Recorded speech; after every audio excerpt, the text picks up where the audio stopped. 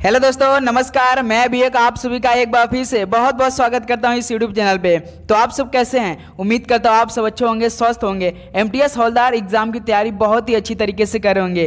तो साथियों, एक नई सुबह, एक नई शुरुआत करते हैं एक नई सोच के साथ। इस बार हमें एसएससी, एमटीएस और हवलदार में एक सीट कन्फर्म करनी है। तो साथियों, जैसा कि आज हो चुका 24 अगस्त और एग्जाम स्टार्ट हो रहा है 30 सितंबर से। जितने भाई का 30 सितंबर है उनको सबसे पहले मेरी तरफ से best of luck. Mata Rani की कृपा रहे कि उनका पेपर बेहतरीन जाए। तो दोस्तों, आज की सेशन में हम लोग बात करने वाले एसएससी एमटीएस का फुल पेपर नंबर तीसरा। जैसा कि आपको पता है दोस्त, इस समय हम लोग डेली सुबह के 8 बजे एसएससी एमटीएस जिस तरह से आपका पूरा पेपर लेता है, जैसा आपका English, GK, math, reasoning total question करवाता है, बिल्कुल दोस्तों वही पैटर्न हम आज की सेशन में हल करते हैं। तो दोस्तों, आज की सेशन में टोटल नंबर आप क्वेश्चन 60 रहने वाला है। याद रखिए दोस्तों, आपका जो क्वेश्चन जीके और इंग्लिश ये अधिक क्वेश्चन आएंगे। मैथ और रीजनिंग साथी जो केवल आपको क्वालिफाइंग करना है, लेकिन बिल्कुल जो भी हम मैथ और रीजनिंग सॉल्व करेंगे ना साथी, वही आपके पेपर में आएगा। बिल्कुल वही पैटर्न फॉलो करेगा, एक भी क्वेश्चन इधर न का ना उधर का, बिल्कुल वही होगा। तो दोस्तों चलिए इस सेशन को, इस मॉडल पेपर को एकदम इतनी अच्छी तरीके से तैयारी करते हैं ना कि बिल्कुल लगे कि इस बार हमें एसएससी एमटीएस में एक सीट कन्फर्म मिले। तो दोस्तों चलिए इस सुबह को, इस शुरुआत को एक नई ताज़ा बनाते हैं और इस दिन की जो खास एकदम इस पेपर के साथ करते हैं। तो जितने भाई चैनल पे नए तो सब्सक्राइब कर लेंगे। डेली क्यूज 8 AM पे और दोपहर में 12:30 बजे, डेली 6:30 PM, डेली का डेली एक भी दिन मिस नहीं कर रहे हैं। नोट एसएससी द्वारा बनाया गया प्रश्न है, याद रखिए दोस्तों, सारा प्रश्न जो होगा एसएससी ने ही खुद से सेट किया है। तो चलिए दोस्तों, आज सेशन का हम लोग पहला प्रश्न देखते हैं। ये रहा आपके स्क्रीन पर। भारतीय संविधान की 8वीं अनुसूची में भाषाओं की संख्या कितनी है?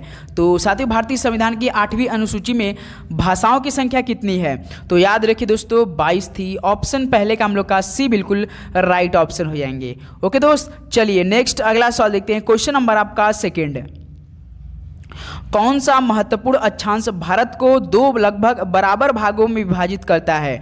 तो साथियों, जो वह महत्वपूर्ण अक्षांश है जो कि भारत को दो लगभग बराबर भागों में विभाजित करता है, तो वो कौन है? 23 डिग्री 30 उत्तर में है साथी। याद रखिएगा 23 डिग्री 30 उत्तर आपका सी बिल्कुल यहाँ से राइट ऑप्शन हो जाएंगे। ओके दोस्त, एसएससी एमटीएस जैसा कि आपको दोस्तों जीके के 25 क्वेश्चन, इंग्लिश के 25 क्वेश्चन, मैथ के केवल 20 क्वेश्चन, रीजनिंग केवल 20 क्वेश्चन, यानी टोटल साथियों मैथ रीजनिंग का 40, जीके इंग्लिश का 50, यानी आपका 90 क्वेश्चन होगा, वो भी 90 मिनट में। आपको 45 मिनट का समय दिया जाता है। याद रखिएगा मैथ रीजनिंग में नेगेटिव मार्किंग नहीं रहता है, और आपका दोस्तों मेन जो आपका जीके इंग्लिश में रहेगा उसमें 1 नंबर का नेगेटिव, और इसी से आपका एक सीट कंफर्म होती है। ये आप मान के चलिए। देखिए कौन सा अनुच्छेद भारतीय संसद को संविधान में संशोधन करने की शक्ति प्रदान करता है? तो साथियों, कौन सा अनुच्छेद भारतीय संसद को संविधान में संशोधन करने की शक्ति प्रदान करता है? तो अनुच्छेद 368 करता है। ऑप्शन ए यहाँ से क्या हो जाएगा साथियों? बिल्कुल आपका राइट ऑप्शन हो जाएंगे। चलिए अगला सवाल देखते हैं। Question number 4। भारत का कौन सा पूर्वोत्तर राज्य बांग्लादेश से 3 तरफ से घिरा है? तो साथियों, जो भारत का पूर्वोत्तर राज्य बांग्लादेश से 3 तरफ से घिरा हुआ है वो त्रिपुरा राज्य है। तो यहाँ से बी ऑप्शन क्या हो जाएगा मेरे भाई? आपका बिल्कुल राइट ऑप्शन हो जाए। मेरा मानना है कि यदि साथियों एमटीएस की तैयारी कर रहे हैं तो जैसा कि आपने पिछले वर्षों को पेपर को देखा होगा या एसएससी का 2024 का पेपर देख रहे हैं, तो बिल्कुल जैसा सवाल बनाता है ना एसएससी, ऐसा नहीं करता है कि नया नया प्रश्न लाता है और नया नया आपको बनाता है। बिल्कुल ऐसा एसएससी एक खासियत नहीं है। जो आपका पुराना सवाल है ना साथी, वही पेपर को बनाता है। तो आप लोग इससे आपको अनुमान लग सकता है कि आपकी तैयारी किस लेवल की और किस तरह का पेपर आने वाला है। तो हम आपसे जुड़ेंगे साथियों 1 तारीख को किस तरह का आपका 1.5 महीने में पेपर आने वाला है। सबसे पहले 30 तारीख वालों को, उन लोग को तो देखना पड़ेगा किस तरह का सवाल आ रहा है। देखिए, भारत के आखिरी ब्रिटिश वायसराय कौन थे?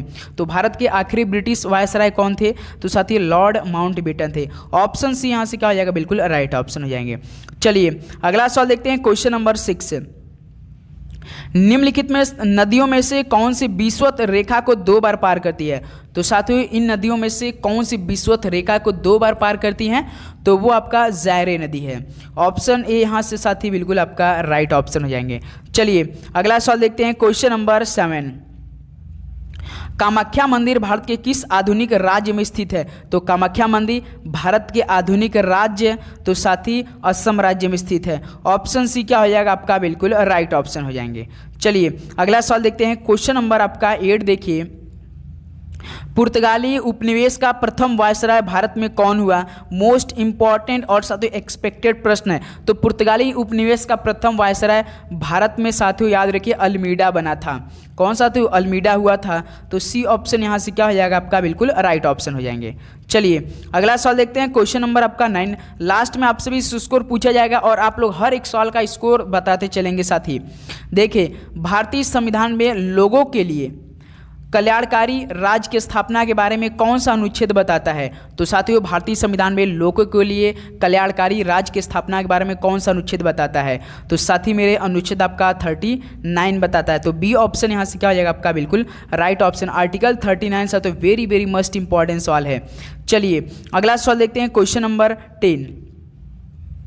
भारतीय मुक्केबाजी एमसी मैरी कॉम द्वारा लिखित आत्मकथा का शीर्षक क्या है? तो साथियों जो भारतीय मुक्केबाजी एमसी मैरी कॉम है उनके द्वारा जो एक लिखित आत्मकथा है उसका शीर्षक याद रखिएगा। तो ये सवाल आपसे पूछता है, अनब्रेकेबल है।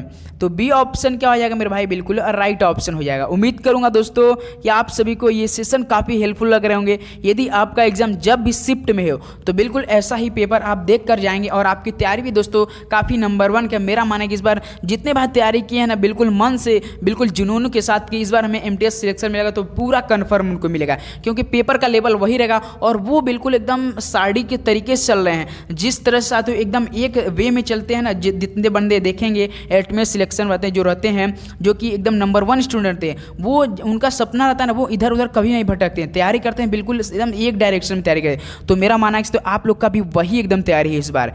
देखिए, भारत में काली मिट्टी निम्न में से किस फसल के उत्पादन के लिए सर्वाधिक उपयुक्त होती है? तो साथियों जो भारत में काली मिट्टी किस फसल के उत्पादन के जो सर्वाधिक उपयुक्त होती है वो कपास होती है। तो डी ऑप्शन बिल्कुल राइट ऑप्शन। और काली मिट्टी और किस नाम से भी जाना जाता है? तो दोस्त ये आपका रेगूर मिट्टी के नाम से भी जाना जाता है। ये महाराष्ट्र में अधिकतर पाया जाता है। चलिए अगला सवाल देखते हैं, क्वेश्चन नंबर 12। पुरी में रथ यात्रा किसके सम्मान में आयोजित की जाती है? तो साथियों बताइए, यदि हम आपसे पूछ ले कि साथियों पुरी है रथ यात्रा ये कहाँ पर है? साथियों कोई हमें बता सकता है जो कि पुरी में रथ यात्रा किसके सम्मान में आयोजित की जाती है? तो सभी को पता होगा भगवान जगन्नाथ है। ऑप्शन बी क्या हो जाएगा? बिल्कुल राइट ऑप्शन। और भगवान जगन्नाथ कौन है साथियों? श्री कृष्ण भगवान आपने जाना। और रथ यात्रा कहाँ पे साथियों? पुरी है तो उड़ीसा राज्य में। काफ़ी दोस्तों को ये तो मालूम नहीं था, मुझे 110% पता होगा दोस्तों। तो उड़ीसा याद रख सकते हो, पुरी में रथ यात्रा जो कि यदि आपके पेपर में भगवान अधिकतर तो रथ यात्रा भगवान श्री जगन्नाथ को आएगा, लेकिन ना आए तो श्री कृष्ण अगर राइट ऑप्शन दिया है तो ऑप्शन मार के आगे बढ़िएगा। चलिए दोस्त अगला सवाल देखते हैं, क्वेश्चन नंबर आपका 13। देखिए, काकोरी ट्रेन डकैती कांड में किन क्रांतिकारियों को फांसी की सजा दी गई थी? तो साथियों काकोरी ट्रेन डकैती कांड हुआ था, इसमें किसको फांसी दी गई थी? तो सभी को पता होगा, एक तो राम प्रसाद बिस्मिल और अशफाक उल्ला खां को दिया गया था। ऑप्शन ए यहाँ से क्या हो जाएगा? बिल्कुल राइट ऑप्शन हो जाएंगे। चलिए अगला सवाल देखते हैं, क्वेश्चन नंबर 14। भारत हर वर्ष राष्ट्रीय खेल दिवस कब मनाया जाता है? तो साथियों भारत में हर वर्ष राष्ट्रीय खेल दिवस कब मनाया जाता है? तो सर जी 29 अगस्त को मनाया जाता है। ऑप्शन यहाँ से आपका डी बिल्कुल राइट ऑप्शन। किनकी याद में मनाया जाता है? तो साथी मेजर ध्यानचंद जी के जो हॉकी काफ़ी खतरनाक प्लेयर थे ना, उनकी याद में 29 अगस्त को क्या मनाया? तो हर वर्ष राष्ट्रीय खेल दिवस मनाया जाता है। चलिए अगला सवाल देखते हैं, क्वेश्चन नंबर 50। अलाउद्दीन खिलजी द्वारा बनवाया गया प्रसिद्ध अलाई दरवाजा कहाँ पर स्थित है? तो दोस्त याद रखिए, जो आपका नई दिल्ली स्थित कुतुब मीनार है और दोस्तों विश्व विरासत स्थल भी है। दोस्तों याद रखिए, जो आपके अलाउद्दीन खिलजी द्वारा बनवाया गया प्रसिद्ध अलाई दरवाजा है ये कहाँ पर है? ये नई दिल्ली में है। तो नई दिल्ली में साथ जो आपका स्थित कुतुब मीनार है ये विश्व विरासत स्थल भी है, ये याद रखिएगा। ऑप्शन इस तरह से राइट ऑप्शन भी हो जाएगा। अगला सवाल देखते हैं, क्वेश्चन नंबर 16। निम्नलिखित में से कौन सी पानी में घुलनशील है? तो दोस्तों इनमें से क्या CO2 है या Cl है या आपका H2S है या आपका NH3 है? बताइए कौन सी पानी में घुलनशील है? तो सर जी अमोनिया है यानी NH3 है। डी ऑप्शन मेरे भाई आपका बिल्कुल राइट ऑप्शन हो जाएंगे। ओके दोस्त, नाइट्रोजन 1 हाइड्रोजन 3। चलिए अगला सवाल देखते हैं, क्वेश्चन नंबर 17। पर्यावरणीय आयोजन के साथ मूलतः संबंधित संगठन कौन है? तो दोस्त जो आपका पर्यावरणीय आयोजन के साथ मूलतः संबंधित संगठित है वो साथियों कौन है? तो मेरे भाई नेरी है। कौन है? नेरी है। ऑप्शन बी क्या हो जाएगा यहाँ से आपका? बिल्कुल राइट ऑप्शन हो जाएंगे। चलिए अगला सवाल देखते हैं, क्वेश्चन नंबर 18। निम्न में से कौन सत्यमेव जयते का स्रोत है? तो साथियों सत्यमेव जयते का स्रोत कौन है बताइए? तो मेरे भाई मुंडकोपनिषद है। तो यहाँ से ऑप्शन क्या हो जाएगा आपका? सी बिल्कुल राइट ऑप्शन हो जाएंगे। ओके चलिए अगला सवाल देखते हैं, क्वेश्चन नंबर 19। भारतीय संविधान के निर्माताओं के मन तथा आदर्शों की झलक मिलती है तो किसमें मिलती है साथियों? जो भारतीय संविधान के निर्माताओं के मन तथा आदर्शों की झलक, तो आप सभी को पता होना चाहिए दोस्तों, प्रस्तावना में ही मिलती है उनके। ऑप्शन ए यहाँ से क्या हो जाएगा आपका? बिल्कुल राइट ऑप्शन। उम्मीद करूंगा दोस्तों आपको ये सेशन काफ़ी अच्छे लग रहे होंगे। तो मेरे भाई आप सभी से रिक्वेस्ट रहता है कि आप लोग देखिए, लाइक नहीं करते, इससे आपकी जो एक छोटी सी लाइक तो केवल 1 सेकेंड में हो जाती है, यही आपकी लाइक जो साथियों हम लोग को काफ़ी मोटिवेट करते हैं कि आप लोगों को कितना कुछ नया नया कर दे कि आपकी तैयारी बहुत ही अच्छी तरीके से। तो आपका तो एक छोटी सी लाइक हमें इतना मोटिवेट करता है भाई कि लगता है कि हाँ स्टूडेंट को ये सेशन काफ़ी अच्छे लग रहे हैं। तो दोस्तों आप सभी से रिक्वेस्ट कि लाइक करना है तो उसका सब्सक्राइब कर लीजिएगा, नोटिफिकेशन आपके पास जाएगा। चलिए दोस्त अगला सवाल देखते हैं, क्वेश्चन नंबर 20। टी शब्द किस खेल से संबंधित है? तो टी शब्द दोस्त आपका गोल्फ से संबंधित है। ऑप्शन ए यहाँ से क्या हो जाएगा? बिल्कुल राइट ऑप्शन हो जाएंगे। चलिए अगला सवाल देखते हैं, क्वेश्चन नंबर 21। हड़प्पा सभ्यता के एक हिस्से लोथल की खोज किसने की थी? तो हड़प्पा सभ्यता के एक हिस्से लोथल की खोज किसने की थी? तो साथियों SR राव ने की थी। तो यहाँ से ऑप्शन हम लोग का जो सी बनेगा बिल्कुल राइट ऑप्शन हो जाएगा। ये साथियों हड़प्पा सभ्यता का वेरी मस्ट इंपॉर्टेंट सवाल है। वैसे तो आपका सिंपल सवाल तो आपको मिलेगा हड़प्पा सभ्यता से, तो आप कर ले जाएंगे, लेकिन यही आपका पेपर पूछ देगा कि लोथल की खोज किसने की थी। तो एक हिस्सा था हड़प्पा सभ्यता का लोथल, जो कि SR राव ने किया था। चलिए अगला सवाल देखते हैं, क्वेश्चन नंबर 22। चंदन के पेड़ों के लिए किस प्रकार के वन उपयुक्त है? तो साथियों चंदन के जो पेड़ों के लिए किस प्रकार के वन उपयुक्त चाहिए या होते हैं? तो उष्णकटिबंधीय पर्णपाती का चाहिए। तो ऑप्शन सी मेरे भाई बिल्कुल राइट ऑप्शन हो जाएंगे। चलिए नेक्स्ट अगला सवाल देखते हैं, क्वेश्चन नंबर 23। भारत के संविधान में संघीय शब्द का प्रयोग कहाँ पर हुआ है? तो बताइए साथियों, संघीय शब्द का प्रयोग कहीं पर हुआ है? आपने पढ़ा होगा बिल्कुल, न तो प्रस्तावना में हुआ है, न तो भाग 3 में, न अनुच्छेद आपका 368 में। तो साथियों संविधान में कहीं नहीं उपयोग किया गया है। तो इस तरह से डी ऑप्शन क्या हो जाएगा? बिल्कुल राइट ऑप्शन हो जाएगा। ये सवाल कंफ्यूज क्रिएट कर सकता है पेपर के लिए। देखिए क्वेश्चन नंबर 24। गरीबी हटाने के लिए पहली बार किस योजना में जोर दिया गया था? यदि दोस्तों हम आपसे सवाल पूछ दें कि जो गरीबी हटाने के लिए पहली बार किस वर्ष में पंचवर्षीय योजना में दिया गया था, तो आप तो तुरंत 5वीं पंचवर्षीय में बता देंगे। तो आप क्या हमें बता सकते हैं कि इसकी टाइम पीरियड या इसकी समयावधि साथियों जो 5वीं पंचवर्षीय योजना की थी ये कब से लेकर कब तक थी? बता दिए दोस्तों। सभी को पता है पहला तो आपका 51 यानी 1951 से 56 के बीच में, दूसरी दोस्त आपका 56 से लेकर 61, तीसरी आपका दोस्त 61 से 66 था। तो दोस्त आपको बताना है कि 5वीं कब तक था। चलिए अगला सवाल देखते हैं, क्वेश्चन नंबर आपका 25। निम्नलिखित में से कौन से कृषि मूल्य नीति संबंधित नहीं है? तो साथियों कौन से कृषि मूल्य नीति संबंधित नहीं है? तुम लाइसेंस प्रणाली नहीं है। तो डी ऑप्शन क्या हो जाएगा? बिल्कुल आपका राइट ऑप्शन हो जाएंगे। चलिए अगला सवाल देखते हैं, क्वेश्चन नंबर 26। विश्व स्वास्थ्य दिवस कब मनाया जाता है? तो विश्व स्वास्थ्य दिवस ये आपका 7 अप्रैल को मनाया जाता है। तो साथियों ऑप्शन ए यहाँ से क्या हो जाएगा? बिल्कुल राइट ऑप्शन। जिनका भी 30 तारीख को पेपर है दोस्त, तो ये उनके लिए सेशन बेहद ही रामबाण होने वाला है साथियों। तो जिनका पेपर है उनको डेली सुबह 7 बजे, जो हम लोग का डेली सुबह 8 बजे क्लास होती है, उसको जरूर लेना है डेली का डेली। पृथ्वी के क्रोड में पाया जाने वाला मेटल निम्नलिखित में से कौन से हैं? तो दोस्त जो पृथ्वी क्रोड में पाया जाने वाला मेटल होता है तो मेरे भाई वो आपका एक तो निकल होता है और आपका लोहा होता है, Ni होता है दोस्तों और आयरन होता है। तो सी ऑप्शन क्या हो जाएगा? बिल्कुल यहाँ से राइट ऑप्शन हो जाएंगे। चलिए अगला सवाल देखते हैं, क्वेश्चन नंबर 28। चंपारण में गांधी जी को आमंत्रण किसने दिया था? तो दोस्तों चंपारण में जो गांधी जी आए थे तो उनको आमंत्रण से किसने बुलाया था? तो सर जी लास्ट में शुक्ल होना चाहिए, यानी राजकुमार शुक्ल। बी ऑप्शन क्या आ जाएगा आपका? बिल्कुल राइट ऑप्शन हो जाएंगे। ओके चलिए अगला सवाल देखते हैं, क्वेश्चन नंबर 29। निम्नलिखित में से वह राज्य कौन सा है जिसकी सीमा म्यांमार से नहीं लगती? तो दोस्तों जो हम ये सुबह 8 बजे वाली क्लास करते हैं ना, आप देखते होंगे जीके के हम क्वेश्चन कम ही करवाते हैं, इसलिए साथियों क्योंकि ये आपका मॉडल पेपर हो रहा है। मॉडल पेपर में हम वही सवाल कराते हैं जो कि मोस्ट एक्सपेक्टेड हो। और आपने देखा होगा अगर मेरी अब क्लास से हमारे जुड़े होंगे तो डेली जो पर 2:30 PM पे क्लास होती है, उसमें तो समझिए आपका पेपर वाले ही सवाल डायरेक्ट करवा दे रहे हैं हम। तो आपको 12:30 PM पे जरूर क्लास ज्वाइन करना है। 12:30 PM पे जो 12:30 बजे डेली का डेली क्लास प्रोवाइड होता है। एक भी दिन ऐसा जो कि मिस हम करते हैं तो असम में साथ है जो कि म्यांमार से नहीं लगती है, असम की। ऑप्शन है क्या हो जाएगा यहाँ से आपका बिल्कुल राइट ऑप्शन हो जाएंगे। अगला सवाल देखते हैं क्वेश्चन नंबर 30। पुष्प के किस हिस्से में पराग का उत्पादन होता है? तो साथी मेरे, जो पुष्प के किस हिस्से में पराग का उत्पादन होता है तो दोस्तों ये पराग कोश में होता है। तो ऑप्शन क्या बनेगा? सी बिल्कुल आपका राइट ऑप्शन हो जाएंगे। चलिए नेक्स्ट अगला सवाल देखते हैं क्वेश्चन नंबर 13। अब यहाँ से इंग्लिश के साथ हो टोटल आपका क्वेश्चन जो आपका पेपर में जिस तरह से जिस पैटर्न पूछेगा ना बिल्कुल वैसा प्रश्न करें। आपको एक एक क्वेश्चन एकदम ध्यान से बिल्कुल जितना पैटर्न होगा ना भाई आपका इससे ज़्यादा पैटर्न नहीं पूछेगा।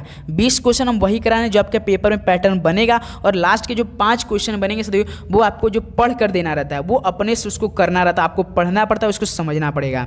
तो देखिए दोस्त आपका 31 question, select the most word which means the same as the group of word में। ये 2 क्वेश्चन आपके पेपर में रहेगा। जैसे कोई आपका ये सेंटेंस दिया रहेगा साथियों जिस तरह दिया टू प्रिवेंट और ऑफ्टेन और रिजल्ट और कोर्स ऑफ इवेंट, इसको समझ के इसको एक वर्ड बताना जो कि सेम मीनिंग निकले।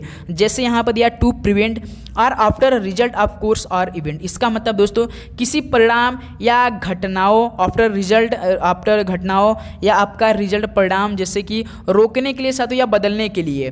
तो इसके लिए हम लोग क्या करते हैं जैसे कि किसी परिणाम या घटनाओं को या इस क्रम को रोकने के लिए बदलने के लिए, जैसे कि काफ़ी देखते हो क्रांति होने लगता है, काफ़ी जैसे स्टूडेंटों में काफ़ी माहौल होने लगती है कि वो धरना प्रदर्शन करें तो उसे क्या बोलते हैं साथी? रोकने के लिए तो इंटरवेन बोला जाता है। क्या दोस्त? इंटरवेन बोला जाता है। अब इंटरवेन का मतलब क्या है? हस्तक्षेप होता है दोस्त। क्या होता है? हस्तक्षेप होता है, ध्यान देंगे। और आपका इंटरचेंज का मतलब क्या होता है मेरे भाई? अदलना बदलना। क्या दोस्त? अदलना बदलना, जैसे बदलाव होता है, अदलना बदलना जिसे बोलते हैं। और दोस्त आपका इंटर रिलेट मतलब क्या होता है? परस्पर संबंध करना। क्या दोस्त? परस्पर संबंध करना, याद रखिएगा, परस्पर संबंध करना। और इंटरैक्ट तो सभी को पता होगा, सहभागिता, किसी में सहभागिता तो इंटर क्या बोलते हैं? इंटरैक्ट बोलते हैं। तो साथियों किसी परिणाम या घटनाओं के क्रम को रोकने या बदलने के लिए क्या बोलते हैं? इंटरवेन यानी हस्तक्षेप बोला जाता है। तो इस तरह से सी ऑप्शन क्या आ जाएगा? बिल्कुल राइट ऑप्शन। चलिए अगला सवाल देखते हैं question number 32। Identify the segment in the sentence which contain a grammatically error. तो दोस्त पेपर में आपका पहला ही चैप्टर से आपका स्पॉटिंग एरर जो है दोस्त, स्पॉटिंग एरर एक क्वेश्चन मान के चलेगा, बाई चांस 2 क्वेश्चन भी पूछ लेता है कभी कभी। जैसे देखिए आपको इसमें ग्रामेटिकली एरर बताना है। If you could wait for just half an hour you will certain be able to meet her. तो इसमें कहाँ मिस्टेक है वो आपको दिखाना है। तो दोस्तों यदि वाक्य में आपको यदि हमने रोज बताता है दोस्तों, रोज हम आपको इफ़ का यदि प्रयोग हो, इफ़ क्लॉज होता है साथियों जो कि क्रिया का मेन पार्ट दोस्तों इफ़ क्लॉज पास्ट में है साथियों। जैसे कुड आपका यहाँ पे है दोस्त, किस में है? तो ये पास्ट में हो जाएगा। जैसे कुड आपका दोस्त ये पास्ट में रहता है तो इसलिए साथियों आपका क्या होगा? मेन क्लॉज जो होता है साथियों वो भी किस में रहेंगे? पास्ट में होगा साथी। क्या? तो कुड की जगह क्या होगा मेरे भाई? आपका वुड लग जाएगा। क्या मेरे भाई? वुड लगेगा। तो आपका if you would wait for जैसे होगा दोस्त। तो हमेशा याद रखिए दोस्तों वाक्य में यदि आपका मान लीजिए वाक्य में आपका यू विल सर्टेन के स्थान पर, यू विल सर्टेन के स्थान पर जैसे हम आपके पेपर में पूछ लिया कि if you could wait for just half an hour, तो आप तुरंत देखना है तो इसमें इफ़ दिया है तो इफ़ हमेशा जो एक प्रकार का क्लॉज है ये पास्ट कुड में है। जैसे आपका कुड में है ना, जैसे इफ़ यू ये पास्ट में इसमें चला है तो इस लेकिन दोस्तों इसमें आपका इसलिए आपका इसमें क्या ना मेन क्लॉज में चेंज करना है तो इसमें आपका क्या हो जाएगा? वुड हो जाएगा। तो कुड की जगह क्या हो जाएगा? वुड हो जाएगा मेरे भाई। तो आपका वाक्य में क्या हो जाएगा? यू विल की जगह देखिए यहाँ पे यू विल सर्टेन दे रखा है मेरे भाई ने, तो यू विल सर्टेन स्थान पे क्या होगा? यू वुड सर्टेन हो जाएगा। कैसे? तो विल की जगह यू वुड का यू विड सर्टेन आपका प्रयोग होगा। तो यू वुड सर्टेन का प्रयोग होगा मेरे भाई, ध्यान देंगे आप लोग। तो यहाँ से रॉन्ग हमको इसमें से क्या मिल रही है? तो यू विल सर्टेन की जगह क्या हो जाएगा? You would certain. यदि आपके पेपर में साथ इफ़ यू कुड दिख गया, इफ़ यू कुड दिख गया तो समझिए आपका पास्ट है, ये हमेशा मेन क्लॉज आपका कुड में रहता है। ओके दोस्त, याद रखिए दोस्त, हमेशा याद रखिए यदि आपके पेपर में इफ आपका आ गया तो कुड आपका दोस्तों है ये कुड में, इसलिए तो मेन क्लॉज भी साथियों क्या होगा? पास्ट में ही होगा। या वुड हो या कुड हो, हमेशा दोस्तों आपका यदि दिख गया तो हमेशा याद रखिए पास्ट में ही होता है। चलिए अगला सवाल देखते हैं क्वेश्चन नंबर आपका 33। Select the most appropriate meaning of the given idiom. Alive and kicking, idiom का मतलब क्या है दोस्त, आपका मुहावरा होता है। जैसे आपका अलाइव एंड किकिंग का मतलब क्या होता है, भला, चंगा, स्वस्थ, जिसे आप लोग बोलते हैं बहुत ही भला है, चंगा है, बहुत ही स्वस्थ है, तो उसे आप लोग क्या बोलेंगे, to be very good in football. नहीं भाई, to be active and healthy, बिल्कुल ये हो सकता है, to be active and healthy.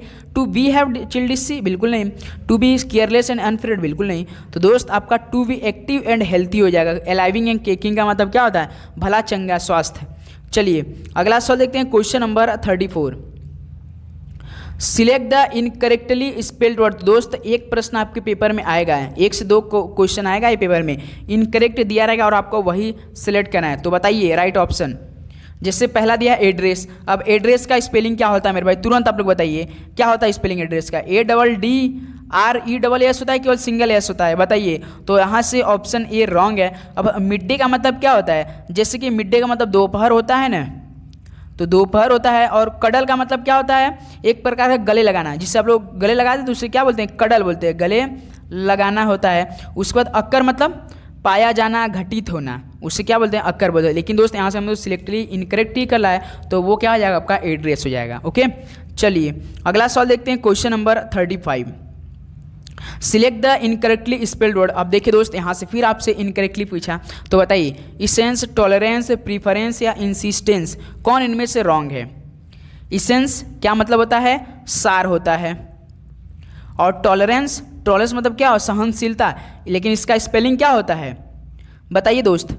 TO, याद रखिए दोस्त, हमेशा इनकरेक्टली हो या मिसिंग स्पेल्ड हो, हमेशा केवल एक एक वर्ड पे उसमें रॉन्ग रहता है। जैसे देखिए इसमें TO दिया है, फिर उसका L दिया है, L के बाद दोस्त हमेशा रखिए E तो रहता है, लेकिन उसके बाद R रहा है, ये टॉलर हो गया। उसके बाद E ना हो के दोस्तों यहाँ पे क्या हो जाएगा, E हो जाता है, क्या दोस्त, टॉलरेंस, जिसे आप लोग सहनशीलता बोलते हैं। तो यहाँ पर देखिए E की जगह A होगा, तो इसलिए इनकरेक्ट स्पेलिंग है जैसे B का, तो इनटॉलरेंस हम लोग का बिल्कुल राइट ऑप्शन। अब यही जैसे आपसे पूछ दिया कि प्रीफरेंस का मतलब क्या होता है, तो साथियों आपका पसंद होता है। और आपका इंसिस्टेंस का मतलब क्या होता है, एक प्रकार का आग्रह होता है।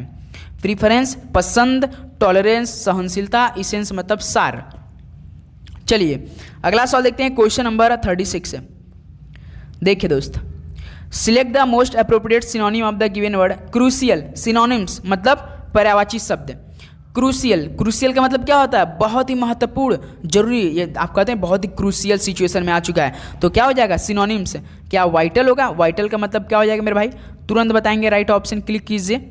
और आपका इजी मतलब सरल। मेनियल का मतलब क्या होता है, एक प्रकार का महत्वहीन, छोटे स्तर का।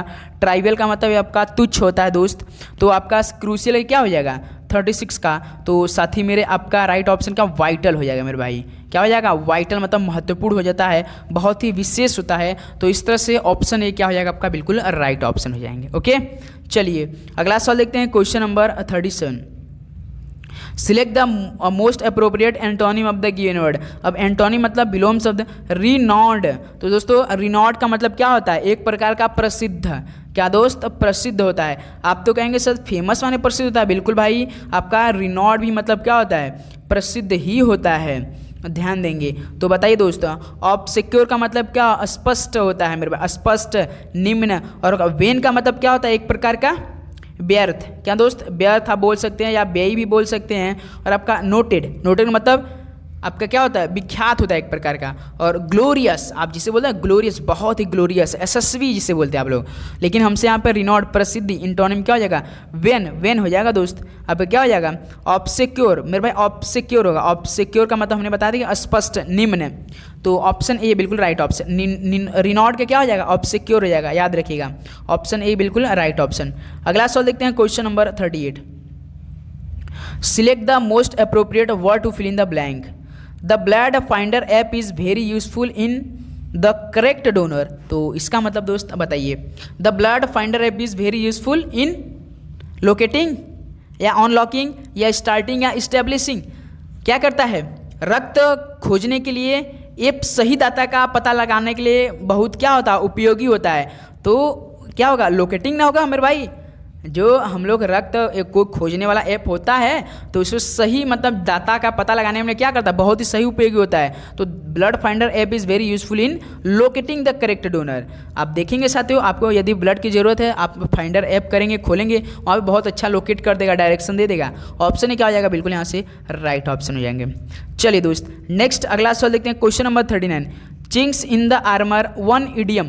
तो बताइए, चिंक्स इन द आर्मर इसका मतलब कमजोरी का फायदा उठाना, जिसे बोला जाता है ना कमजोरी का फायदा उसने उठा लिया उसका, तो उसको क्या बोलते हैं, chinks in the armour. Idiom क्या हो जाएगा इसका, and old fashioned and useless weapon, बिल्कुल नहीं। अ weakness that can be taken advantage of, बिल्कुल मेरे भाई ये हो सकता है कि एक कमज़ोरी जिनका फ़ायदा उठाया जा सकता है। आप देखेंगे एक कमज़ोरी जिसका रहता है उसका सभी फ़ायदा उठा लेते हैं ना, तो इसको क्या बोलते हैं, कमज़ोरी का फ़ायदा उठा लिया। तो मेरे भाई चिंक्स इन द आर्मर क्या, a weakness that can be taken advantage of, B option बिल्कुल आपका राइट ऑप्शन। चलिए अगला सवाल देखते हैं, क्वेश्चन नंबर आपका 40, identify the segment in the sentence which contain a grammatically error. बताइए grammatically error, I was thrilled to going out with my friend for the film. बताइए मेरे भाई राइट ऑप्शन। यदि हमेशा याद रखिए दोस्त, आप हमको बता दें, यदि टू के बाद हमेशा भी वर्ब की फर्स्ट फॉर्म यानी इन्फिनिटिव आए, क्या दोस्त, जैसे आपका टू और आपका फर्स्ट फॉर्म, वर्ब की फर्स्ट फॉर्म गोइंग मतलब कंटिन्यूअस चल रही है यहाँ पे,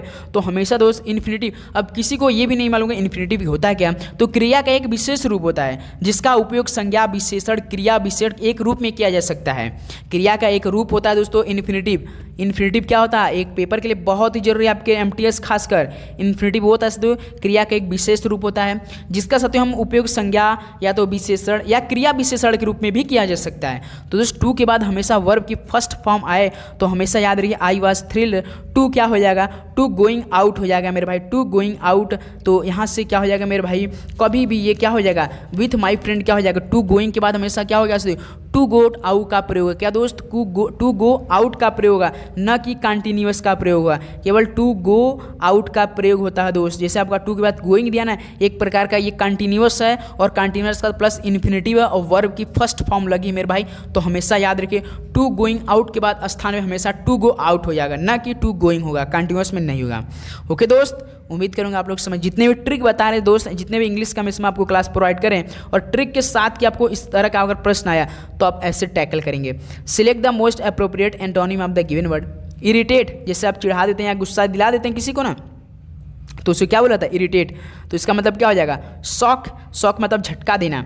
डिलाइट मतलब प्रसन्न करना, आनंद देना। तो इरिटेट मतलब चिढ़ाना, तो डिलाइट मतलब क्या हो जाएगा, प्रसन्न करना, आनंद करना। और फ्राइटन का मतलब क्या होता है, डराना होता है एक प्रकार का। और एनॉय मतलब परेशान करना है, लेकिन यहाँ पर डिलाइट एंटोनिम पूछा हमसे, तो बी ऑप्शन क्या हो जाएगा यहाँ से, बिल्कुल राइट ऑप्शन हो जाएंगे। चलिए अगला सवाल देखते हैं, question number 42, select the most appropriate synonym of the given word. Interrogate, interrogate का मतलब क्या होता है, जैसे कि पूछताछ करना है तो उसे क्या बोला जाता है, इंट्रोगेट। यहाँ से क्या हो जाएगा, मेडिटेट, ध्यान लगाना, आंसर इन्वेस्टिगेट। बताइए क्या हो जाएगा, राइट ऑप्शन 42। तो मेरे भाई क्या हो जाएगा आपका, इन्वेस्टिगेट हो जाएगा। तो यहाँ से क्या हो जाएगा आपका, एक प्रकार का पूछताछ ही करना होता है, इन्वेस्टिगेट, यहाँ पे यन होगा मेरे भाई, इन्वेस्टिगेट हो जाएगा। सी ऑप्शन क्या हो जाएगा, बिल्कुल राइट ऑप्शन हो जाएगा। ओके चलिए नेक्स्ट अगला सवाल देख, डिले का मतलब क्या होता है, थोड़ा सा देख करना है। अगला सवाल क्वेश्चन नंबर आपका 43, lasting for only a short time same as the group of word given. तो साथियों आपको सेम ग्रुप मीनिंग बताना वर्ड, जैसे lasting for only a short time, इसका मतलब केवल थोड़े समय तक चलने वाला। Lasting for only a short time, इसका मतलब केवल थोड़े समय तक चलने वाला, उसको क्या बोलेंगे, क्या जॉयस बोलेंगे, आनंदपूर्ण बोलेंगे, या सोलोटरी मतलब अकेला, या आपका परमानेंट, या आपका स्थायी, या आपका ट्रांजिशन। आपने यदि कभी भी ट्रांजिशन का प्रयोग किया होगा तो केवल थोड़े समय के लिए प्रयोग किया जाता है। यदि आप किसी वीडियो में क्लिप देखे होंगे, कोई तगड़ा एडिट करता है तो देखेंगे उसका एडिट मतलब थोड़े बदे रहता है ना, कभी इधर एडिट करता है तो कभी इधर, ट्रांजिशन का प्रयोग करता है, इसका मतलब थोड़े समय के लिए प्रयोग वो करता है, तो इसे क्या बोलते हैं, ट्रांजिशन बोलते हैं मेरे भाई। डी ऑप्शन बिल्कुल राइट ऑप्शन हो जाएगा। Lasting for only short time, इसका मतलब केवल थोड़े समय तक चलने वाला, उसको क्या बोलेंगे, तो ट्रांजिशन बोलेंगे। ओके चलिए अगला सवाल देखते हैं, question number 44, to be taken aback idiom, इसका मतलब आश्चर्यचकित होना, आश्चर्यचकित होना, तो इसका मतलब क्या हो जाएगा, to be surprised. Option D क्या हो जाएगा आपका, बिल्कुल राइट ऑप्शन हो जाएगा मेरे भाई। ओके दोस्त बहुत अच्छा। नेक्स्ट अगला सवाल चलते हैं question number 45। Select the most appropriate synonym of the given word. देखिए दोस्तों, जितने भी हम सवाल आप देख रहे हैं एंटोनिम सिनोनिम्स आपको काफ़ी मिले, लेकिन दोस्तों आपके पेपर में यही सब सवाल आएंगे और 2-3-4 क्वेश्चन हमें पूरा टाइप के करा रहे हैं। तो रैप्चरस का मतलब एक प्रकार क्या होता है? रैप्चरस का मतलब उत्साहपूर्ण होता है। क्या मेरे भाई? उत्साहपूर्ण होता है। तो रैप्चरस उत्साहपूर्ण का मतलब, तो इसका मतलब डिलाइटेड हो जाएगा क्या? बिल्कुल हो जाएगा। डिलाइटेड अभी हमने जस्ट बताया ना कि आनंदित होता है। ऑप्शन यहाँ से क्या हो जाएगा? बिल्कुल राइट ऑप्शन। वरीड मतलब एक प्रकार का चिंतित, आपका एजिटेटेड मतलब उत्तेजित होता है, और आपका डिसगस्टेड मतलब निराश होता है। लेकिन यहाँ पे उत्साहपूर्ण का हमका मेन सिनोनिम्स बताना है रैप्चरस का, तो डिलाइटेड हो जाएगा। तो ऑप्शन ये क्या हो जाएगा? बिल्कुल राइट ऑप्शन। चलिए अगला सवाल देखते हैं question number 46। Problems obtain when you least expect them. इसका मतलब राइट ऑप्शन। समस्या तब उत्पन्न होती है जब आप उनसे कम से कम अपेक्षा करते हैं। आपने देखा होगा, तो इसमें फिल इन द ब्लैंक्स बताइए। तो हमेशा यहाँ देखिए राइज राइज एराइज, एक प्रकार क्या है? वर्ब की आपको फर्स्ट फॉर्म का उपयोग करना है, प्रयोग करना है। क्योंकि दोस्तों हमेशा याद रखिए, यदि आपके पेपर में एक्सेप्ट आए, यदि दोस्त लास्ट में एक्सेप्ट दिख जाए, तो हमेशा दोस्तों ये आपका वर्ब के फर्स्ट फॉर्म के प्रयोग से स्पष्ट है कि वाक्य कैसा होता है? सिंपल प्रेजेंट होता है। कैसा दोस्त? सिंपल। यदि आपके पेपर में एक्सपेक्ट दिख गया तो समझिए वर्ब की फर्स्ट फॉर्म ये सिंपल प्रेजेंट है। तो हमेशा याद रखिए सिंपल प्रेजेंट में क्या होता है दोस्तों? वर्ब की फर्स्ट फॉर्म की प्रयोग होती है। तो इससे क्या होगा? प्रॉब्लम्स ऑब्टेन अराइज होगा मेरे भाई, अराइज होगा। बी ऑप्शन क्या हो जाएगा? बिल्कुल राइट ऑप्शन। समस्या तब उत्पन्न होती है मेरे भाई जब आप कभी भी उनसे कम से कम अपेक्षा करते हैं। तो हमेशा याद रखिए, यदि आपको एक्सपेक्ट दिख गया तो तुरंत आप मान कीजिए सिंपल प्रेजेंट टेंस होने वाला है, और सिंपल प्रेजेंट में वर्ब की फर्स्ट फॉर्म की प्रयोग होती है। तो एराइज बिल्कुल राइट ऑप्शन, ये भी आपको क्लियर करना है। चलिए अगला सवाल देखते हैं क्वेश्चन नंबर आपका 47। देखिए मेरे भाई, select the most appropriate word for the given group of words. चलिए मेरे भाई, राइट ऑप्शन सभी दोस्त देंगे फटाफट। क्या हो जाएगा इस सवाल का? आपका बिल्कुल right option. Select the most appropriate word for the given group of word. To get ready, इसका मतलब तैयार हो जाओ। क्या कहेंगे आप लोग? बताइए। प्रिटेंड, कि आप लोग प्रिपेयर, कि प्रिजर्व, कि प्रोटेक्ट, क्या बोलेंगे? प्रिटेंड का मतलब क्या होता है? बहाना करना होता है। और प्रिजर्व का मतलब क्या होता है मेरे भाई? संजोज कर रखना। जैसे आप बोलते हैं ना संजो कर रखना, उसे क्या बोलते हैं? प्रिजर्व। और प्रिटेंड मतलब बहाना। लेकिन टू गेट रेडी, तैयार हो जाओ, तो प्रिपेयर हो जाएगा ना। डी ऑप्शन क्या हो जाएगा? बिल्कुल आपका राइट ऑप्शन हो जाएंगे। चलिए अगला सवाल देखते हैं क्वेश्चन नंबर आपका 48। Select the most appropriate synonym of the given word pacify. बताइए। पैसिफिक मतलब शांत करना। तो इसका मतलब क्या है दोस्तों? इसका मतलब का शुद्ध हो जाएगा। क्या दोस्त? शुद्धे। क्या दोस्त? शुद्धे। और शुद्धे का मतलब क्या होता है? शांत या हल्का करना भी होता है। शांत या आपका हल्का करना होता है। ओके दोस्त। अपसेट मतलब क्या होता है? अशांत करना। इरिटेट मतलब क्या होता है? चिढ़ाना होता है। एक्साइट मतलब एक प्रकार का भड़काना। लेकिन यहाँ पे शुद्ध हो जाएगा शांत हल्का, क्योंकि हमने सिनोनिम्स पूछा। और पैसिफी मतलब शांत करना होता है। चलिए अगला सवाल देखते हैं question number 49। Select the incorrectly spelled word.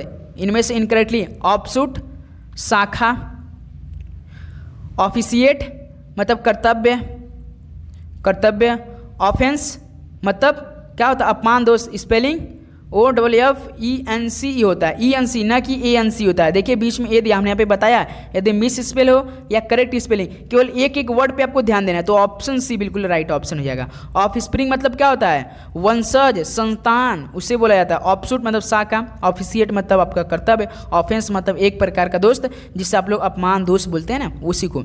और ऑफ स्प्रिंग मतलब वंशज, संतान। अगला क्वेश्चन नंबर आपका देखिए 50। Select the most appropriate antonym of the given word wisdom. क्या हो जाएगा विजडम का मतलब? ये सवाल दोस्त हम आप सभी को होमवर्क में देना चाहेंगे। विजडम मतलब बुद्धिमानी। तो क्या हो जाएगा? बुद्धिमानी का स्टुपिडिटी हो जाएगा, मूर्खता हो जाएगा मेरे बहन। एक्सपीरियंस काफ़ी अनुभवी वाला। और मोडेस्टी मतलब नम्रता होता है।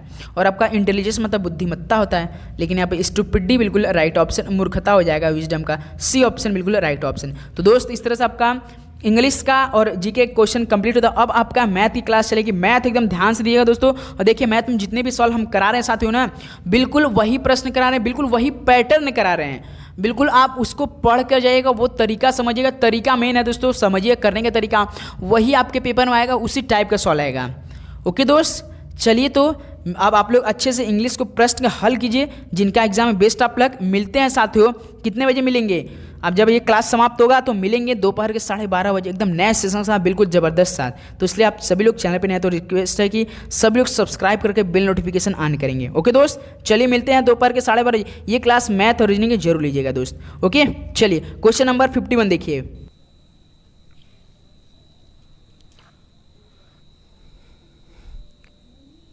जी साथियों, तो अभी तक आप लोग जीके और जीएस और इंग्लिश के क्वेश्चन कर रहे थे। तो एसएससी जिस प्रकार का मैथ और रीजनिंग का क्वेश्चन पूछती है, तो उसी प्रकार का मॉडल पेपर में आपके हम कुछ क्वेश्चन मैथ और रीजनिंग के करवाएंगे। तो फटाफट सब लोग देखते रहिए और उत्तर देते रहिए कि क्या होगा इसका। तो चलिए ज़्यादा समय न लेते हुए हम लोग पहला वाला क्वेश्चन करते हैं। तो हमारा पहला क्वेश्चन क्या है? पहला क्वेश्चन है कि तीन धावकों की चाल का अनुपात 3:2:4 है। तो तीनों धावकों द्वारा समान दूरी तय करने में लिए गए समय का अनुपात क्या होगा, बताइए। तो कैसे करेंगे? तो देखिए, मान लेंगे जो पहले देखते हैं सबसे पहले कि ये जो हमारा चाल होता है वो चाल क्या होता है, किसके बराबर होता है? तो हमारा ये चाल जो होता है वो किसके बराबर होता है? दूरी बट्टे समय के बराबर होता है। ठीक है, तो इसमें कह रहा है कि तीनों धावकों द्वारा समान दूरी तय करने में, यानी कि जब तीनों धावक समान दूरी तय कर रहे हैं तो इसका मतलब दूरी हमारा क्या हो गया? ये कांस्टेंट हो गया। क्या हो गया? दूरी कांस्टेंट हो गया। अगर दूरी कांस्टेंट है तो देखिए जो हमारा चाल होगा वो किसके प्रोपोर्शनल हो जाएगा? 1/समय के प्रोपोर्शनल में हो जाएगा। कैसे हो जाएगा? अगर दूरी हमारा कांस्टेंट है तो जो चाल है वो समय के इन्वर्सली प्रोपोर्शनल हो जाएगा। ठीक है, इन्वर्सली प्रोपोर्शनल का क्या मतलब है कि अगर कोई तेज मतलब जैसे कोई धावक अगर अधिक चाल से दौड़ेगा तो उसको कम समय लगेगा। अगर कोई धावक धीरे धीरे दौड़ेगा या धीरे उसका स्पीड कम होगा तो उसका समय क्या होगा? ज़्यादा लगेगा। तो चलिए लगा देते हैं। तो देखिए क्या दिया है, हमारा जो स्पीड का रेशियो है, जो चाल का अनुपात है वो कितना है? 3:2:4। तो देखिए अगर स्पीड का रेशियो 3:2:4 है तो जो हमारा समय होगा उसका अनुपात क्या होगा? समय क्या होगा? ये समय का अनुपात चाल का विपरीत। देखिए इन्वर्सली प्रोपोर्शनल से हम लोग प्रूव किए हैं कि क्या है, हमारा जो चाल है वो समय का अपोजिट लगता है। तो चलिए लगा देते हैं हम लोग। तो समय पहले वाले के द्वारा कितना लिया जाएगा? 1/3।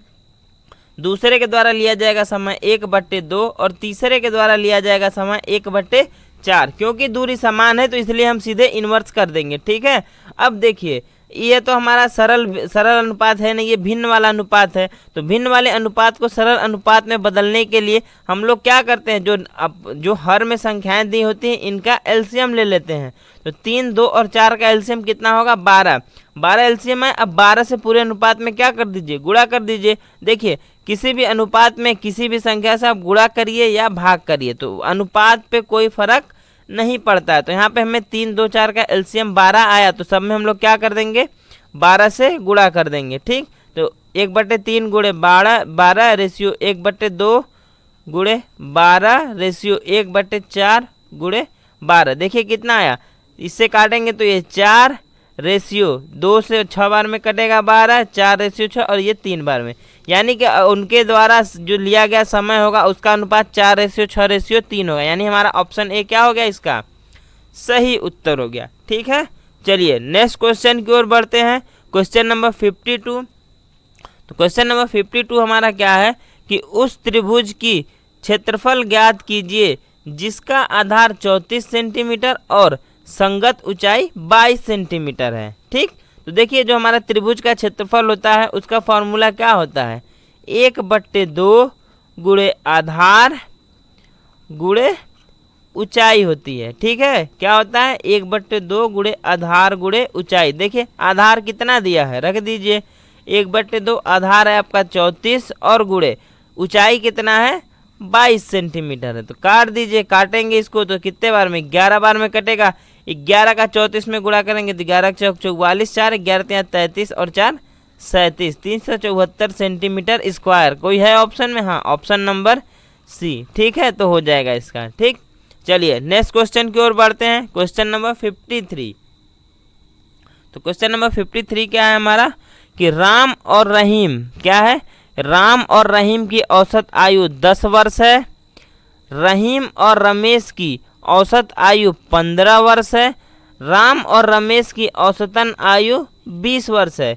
तो बताइए इन तीनों में सबसे बड़े व्यक्ति की आयु कितनी है। यानी कि हमें क्या निकालना है कि इन तीनों में सबसे अधिक आयु किसकी है और वो कितनी है। ठीक है, कैसे निकालेंगे तो देखिए कैसे निकालेंगे। सबसे पहले हमें क्या दिया है, राम प्लस रहीम की औसत आयु। राम प्लस रहीम की औसत आयु, औसत क्या होता है, संख्याओं का योग बट्टे संख्याएं, ये बराबर 10 हो जाएगा। इसका मतलब क्या हम समझें कि जो राम और रहीम की जो आयु का योग है वो कितना हो गया हमारा, वो हो गया हमारा 20 साल। ठीक, इसी तरह रहीम और रमेश की औसत आयु 15 वर्ष है। तो रहीम है, कौन है, रहीम और रमेश है। ठीक है, रहीम और रमेश की औसत आयु करेंगे तो बटे 2, ये कितने के बराबर दिया है, 15। इसका मतलब हमारा क्या हुआ, ये जो रहीम है और साथ में कौन है, रमेश है, इन दोनों का आयु का योग कितना हो गया, 30 बरस। ठीक, उसके बाद क्या है, राम और रमेश। ठीक है, कौन है, राम और रमेश, इनकी औसत आयु भी दी है। तो ठीक, तो औसत के लिए क्या कर देते हैं हम लोग, डिवाइड बाई 2, किसके बराबर दिया है, 20 के बराबर। इसका मतलब इन दोनों के आयु का योग कितना हो गया, राम प्लस रमेश, कितना हो जाएगा, 20 दूना 40। ठीक है, देखिए इन तीनों में सबसे अधिक दोनों के आयु का योग किसका किसका आया, कि राम और रमेश की आयु का योग सबसे अधिक आया। ठीक, और राम और रहीम के आयु का योग इतना है और रहीम और रमेश के आयु का योग इतना है। ठीक, तो अगर हम इसको क्या करें, हम लोग इक्वेशन 1, इक्वेशन 2 और इसको इक्वेशन 3 मान लेते हैं, तो क्या करिए, तीनों को जोड़ देंगे। तो देखिए तीनों को अगर हम जोड़ेंगे तो देखिए 2 बार राम आ रहा है, 2 बार राम आ रहा है, 2 बार रहीम आ रहा है, 2 बार रमेश आ रहा है। यानी कि हमारा कितना बना, 2 बार कितना, राम प्लस रहीम प्लस रमेश। ठीक है, कितना बना, देखिए 20, 30, 50, 40, 90, यानी कि 90 वर्ष।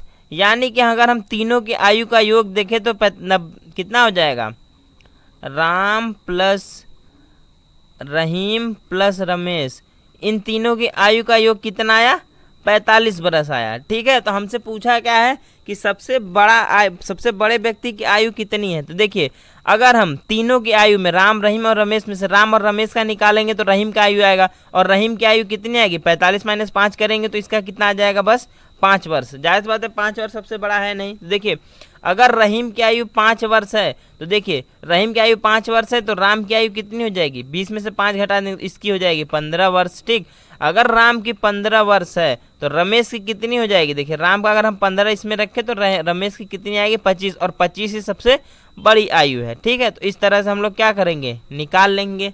ठीक है, चलिए नेक्स्ट क्वेश्चन की ओर बढ़ते हैं हम। Question number 54।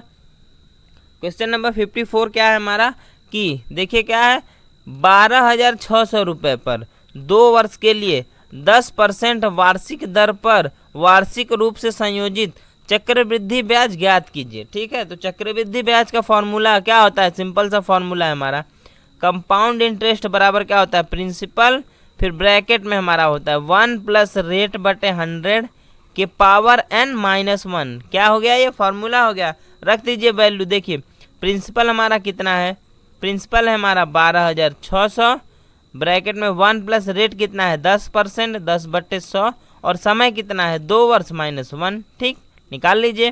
तो देखिए 12,600, देखिए इस जीरो से जीरो काटेंगे तो 1/10, 10 एक कम 10 और एक ये कितना बन गया हमारा 11 बन गया, 11/10 का होल स्क्वायर माइनस 1। ठीक, सॉल्व कर लीजिए, बस कैलकुलेशन ही है इसमें। ठीक है, तो 11 का स्क्वायर कितना होता है 121 डिवाइड बाई 100 माइनस 1। ठीक है, तो आगे करते हैं, कितना हो जाएगा हमारा 12,600, देखिए सॉल्व करेंगे तो हो जाएगा हमारा 121 माइनस 100 डिवाइड बाई 100। ठीक, देखिए 2 जीरो से ये 2 जीरो कैंसिल हो गया, 126 और 21, 121 माइनस 100 जाएगा तो 21, मल्टीप्लाई कर लीजिए। 21 का कितना होता है 126 का 6 हासिल 12, 21 दूना 42, 12 54 का 4 हासिल 5, 21 कम 21 5 26, तो 2646 रुपये। यानी कोई है ऑप्शन में, ऑप्शन नंबर डी क्या हो जाएगा इसका राइट आंसर। इस तरह से क्या करेंगे, फटाक से निकाल लेंगे। चलिए नेक्स्ट क्वेश्चन की ओर बढ़ते हैं, क्वेश्चन नंबर 55।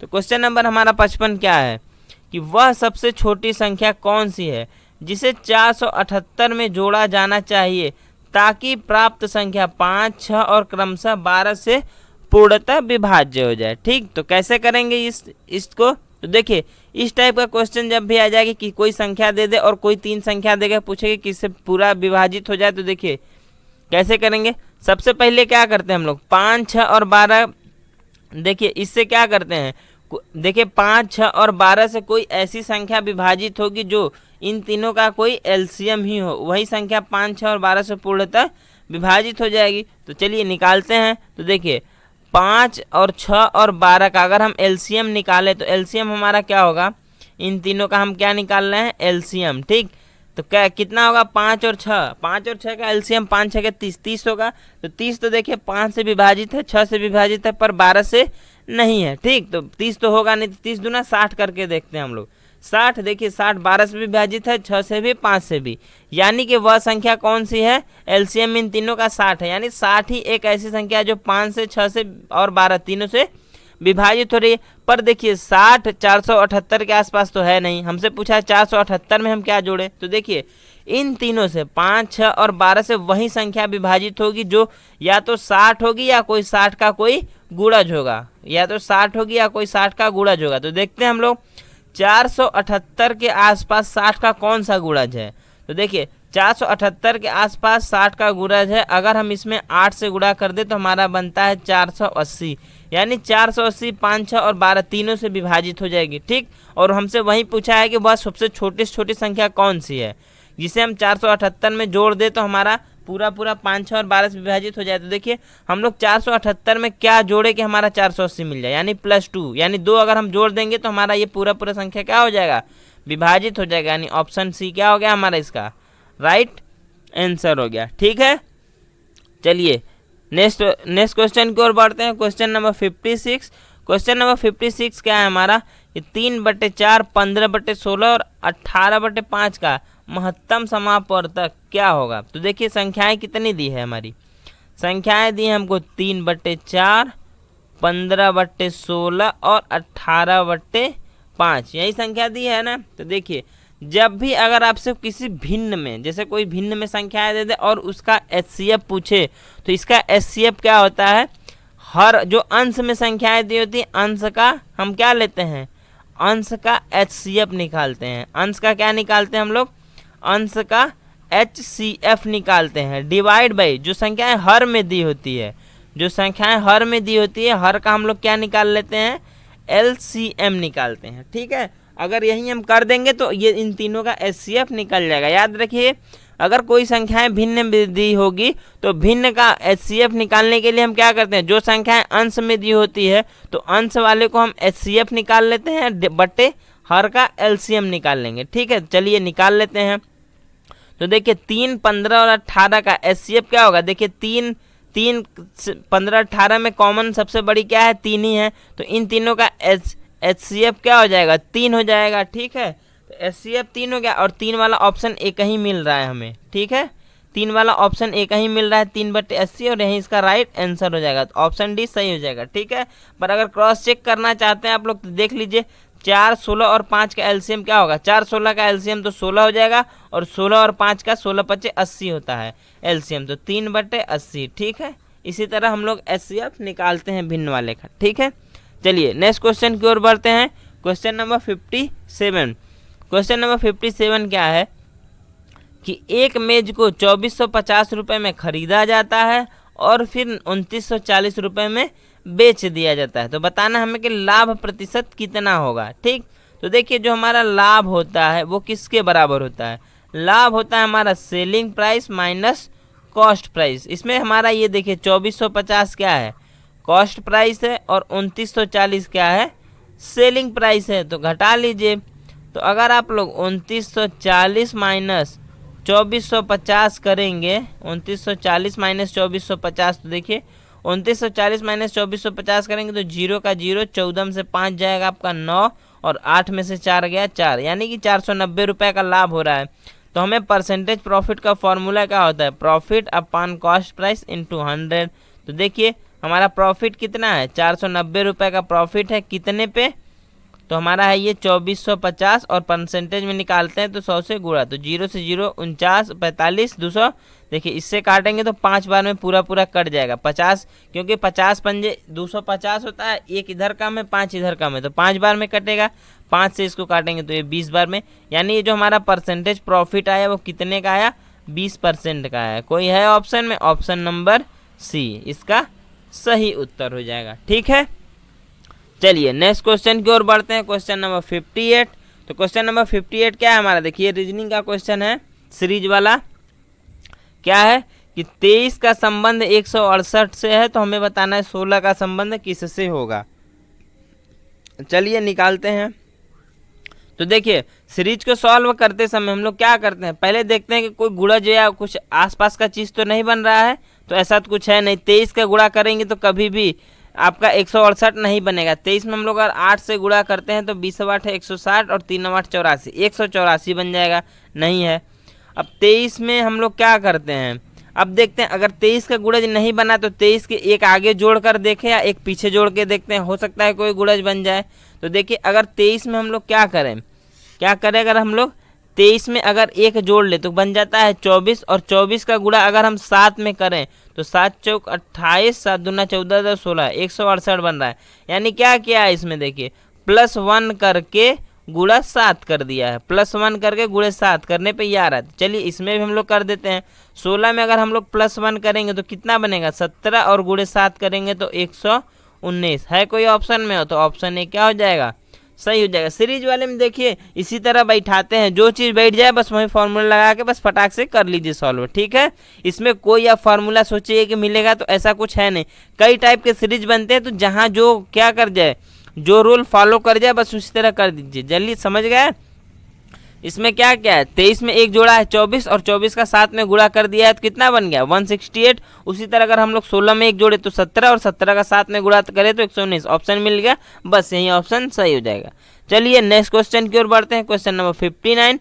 तो क्वेश्चन नंबर 59 क्या है हमारा कि REG का संबंध है SDH से, तो UFC का संबंध क्या होगा। तो देखिए क्या दिया है, REG इसका संबंध किससे है, S से D से H से है, तो हमसे पूछा है UFC का संबंध। तो देखिए R में +1 करे तो S आता है, E में क्या करे -1 तो D आता है, और G में +1 करे तो H आता है, यानी +1 -1 +1।